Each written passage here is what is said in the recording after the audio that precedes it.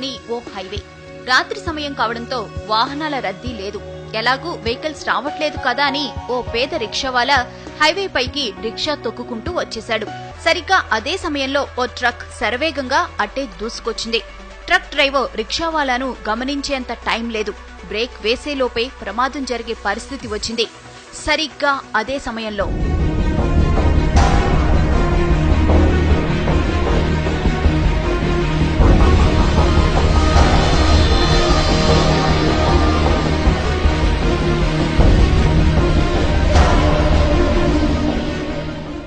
ఇది జరిగిన ఘటన. ట్రక్ డ్రైవర్ ఖచ్చితంగా ప్రమాదం జరిగిందని, తాను ఎవరినో గుద్దేశానని భావించి గబగబా ట్రక్ దిగి వచ్చాడు. అటు ఇటు అంతా చూశాడు. ఎక్కడా ఏమీ లేదు. ప్రమాదం జరిగిన ఆనవాళ్లు లేవు. అసలక్కడ ప్రమాదం జరిగితే కదా.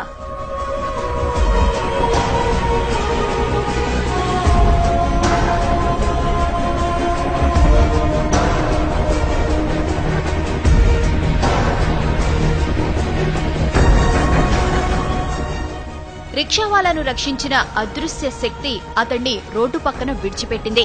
అతడు ఆరోగ్యంగా ఉన్నాడో లేదో తెలుసుకుంది. అతడు సరిగ్గానే ఉన్నాడని భావించి అక్కడి నుంచి మెల్లగా వెళ్లిపోయింది.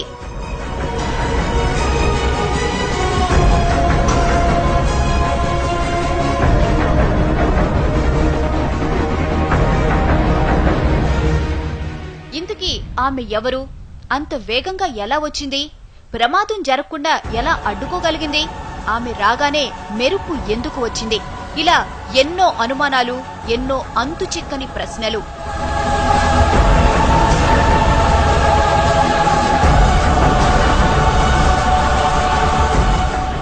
అంత వేగంగా మెరుపులా వచ్చింది కాబట్టి ఆమె ఖచ్చితంగా గ్రహాంతర వాసేనంటున్నారు కొందరు. గ్రహాంతర వాసే అయితే ప్రమాదం జరుగుతుందని ముందే ఎలా ఊహించిందని ప్రశ్నిస్తున్నారు ఇంకొందరు. అసలు గ్రహాంతర వాసికి మనిషిని రక్షించాల్సిన అవసరం ఏముందంటున్నారు.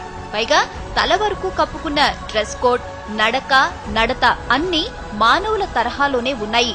అందుకే ఆమె గ్రహాంతరవాసి అనేందుకు అవకాశాలు లేవంటున్నారు ఇంకొందరు.